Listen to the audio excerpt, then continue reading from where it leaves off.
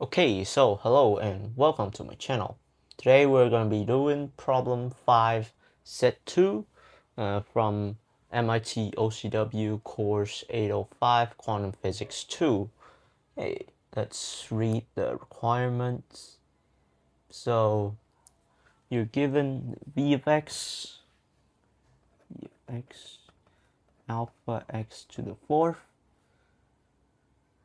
So your Schrödinger equation would be minus h bar squared 2m d squared dx squared psi plus alpha x to the fourth psi equals to e psi. Right. So begin with problem A. You're gonna set x to beta u, then determine beta. So the Schrödinger equation is gonna be in the form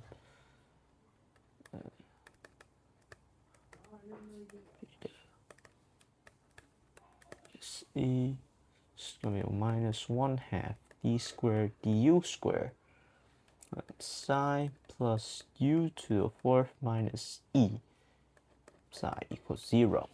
Okay, and you're asked to calculate e in little e or unit free e. Okay, so let's begin by taking our original Schrödinger equation, then say alpha is equal to bu. Wait, no, x equal to bu.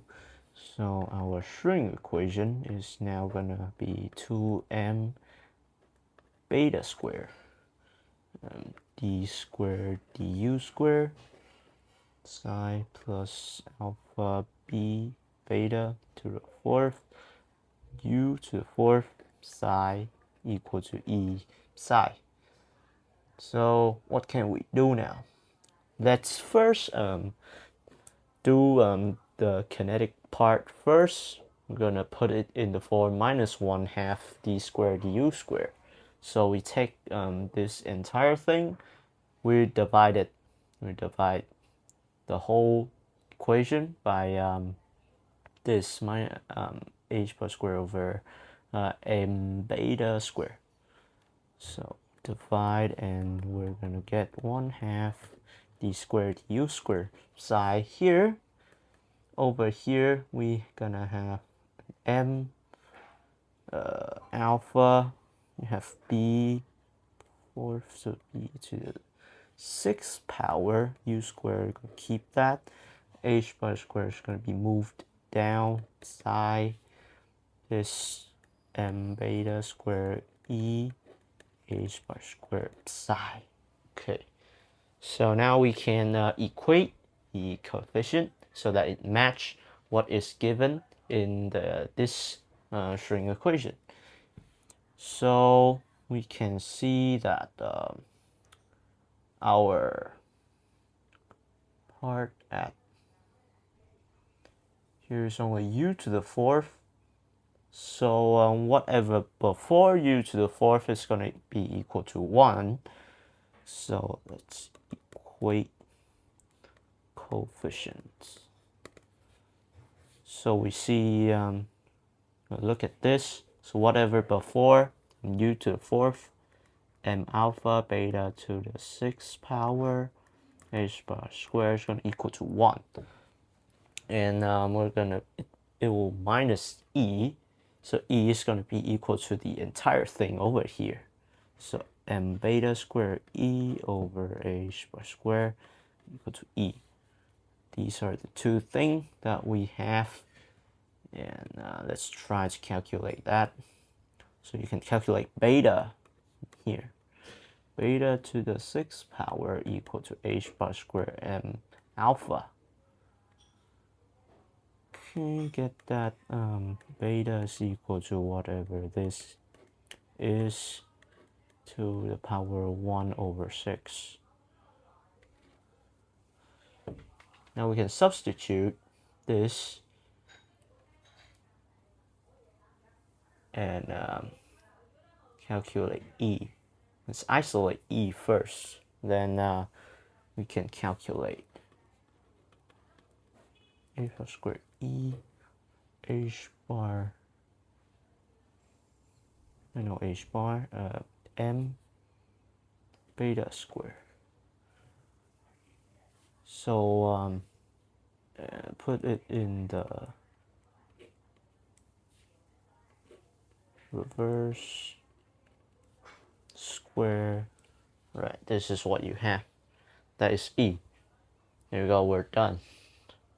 And now let's move on to B. Right, I forgot to tell you this, but a quick disclaimer here.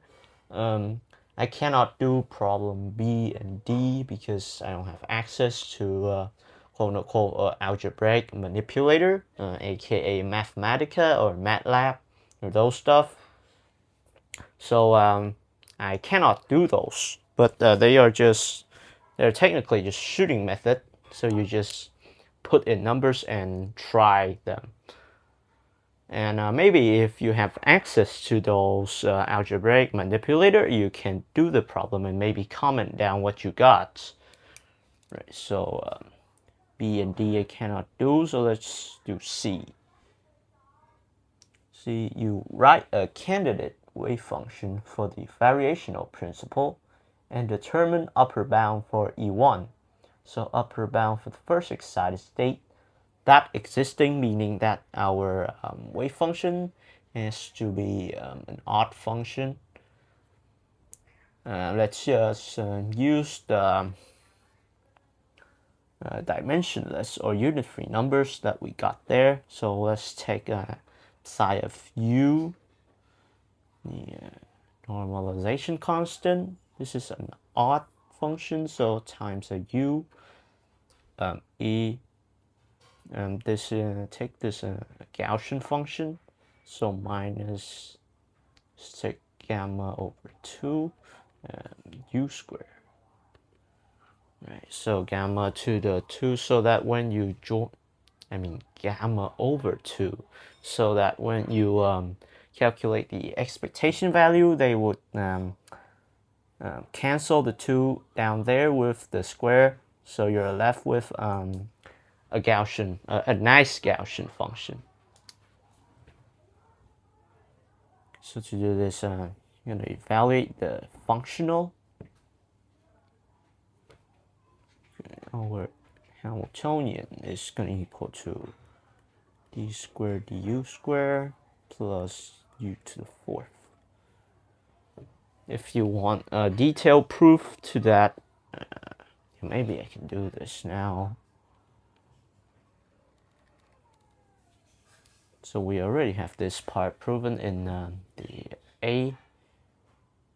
Let's do it again. So scrap. It's a completely separate thing. I'm gonna prove to you that when you take that dimensionless number, you're gonna get this with whatever we have there. So let's take x to equal to alpha u with x has length. This is a scaling factor and our dimensionless number. Okay. So you're going to get your h equal to minus h squared 2m alpha squared d squared u squared plus gamma lambda alpha to the 4th u to the 4th. So you have this, and now you're going to pull the energy part out of it, which is, well, h bar, m, and our scale factor alpha. I'll pull all of those out. So I'll just write it as epsilon. So whatever is left is going to be our dimensionless one, u to the 4th. And there we go. That's how you do it. So let's get back to our problem C. So now we have defined our candidate wave function. Now let's evaluate our functional. It's a functional of psi. Wait, no. Yeah, we take the function of psi. No. Function of gamma would be better. So this is, of course, this. So let's evaluate these. Do the easy one first. This is integral u squared e minus gamma u squared du. And this is a Gaussian function, so use the formula that is given. I have already calculated it. It is root pi over 2 gamma 3 over 2. Next is our Hamiltonian. We're going to split this into kinetic and potential. Kinetic part is going to be minus 1/2. It's going to be minus 1/2 d squared du squared psi. With that, and d squared, the second order derivative on this particular psi, we have done this before. It is going to be equal to du squared. Okay, pen died. We have done this particular wave function before.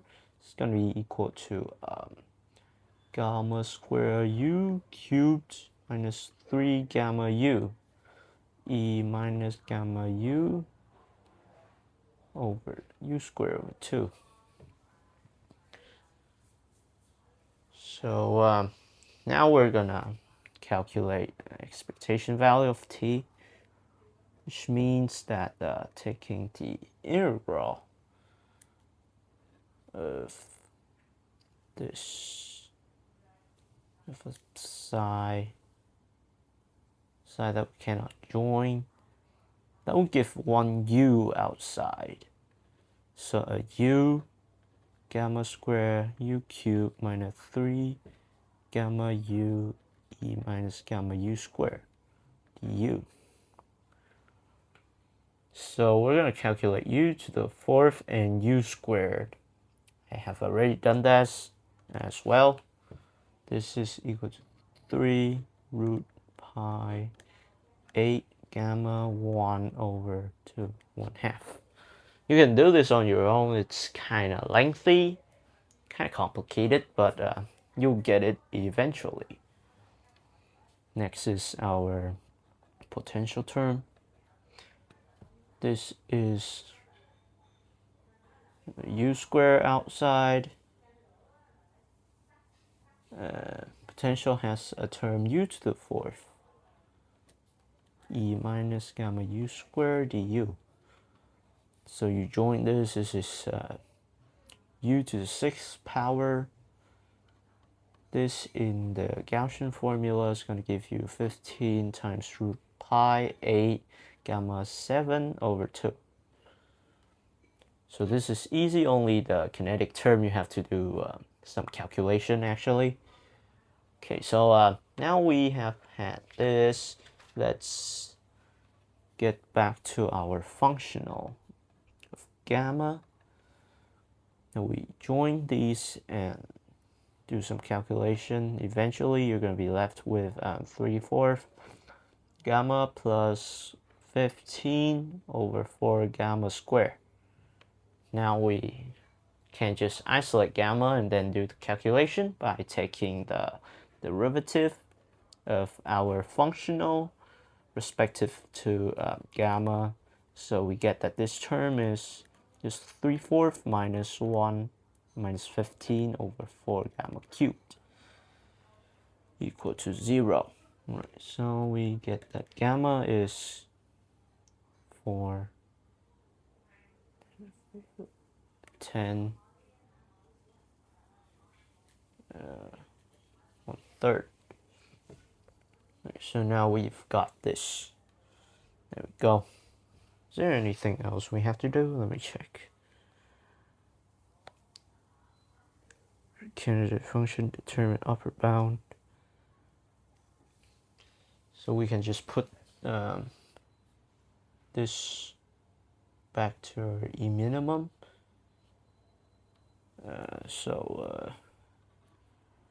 E bound, gamma is going to be E 10th to the 1/3. And this is equal to 9/8 times this. Use a calculator.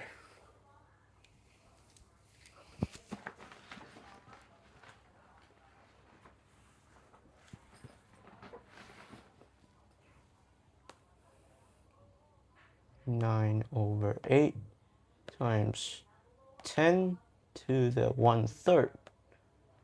It's going to give you approximately 2.4, maybe around 2.42. Right, so there we go. And as I said, B and D don't have the means to do it, so maybe if you can solve it and possibly share what you got in the comment section. Okay, so that's it for today. Goodbye.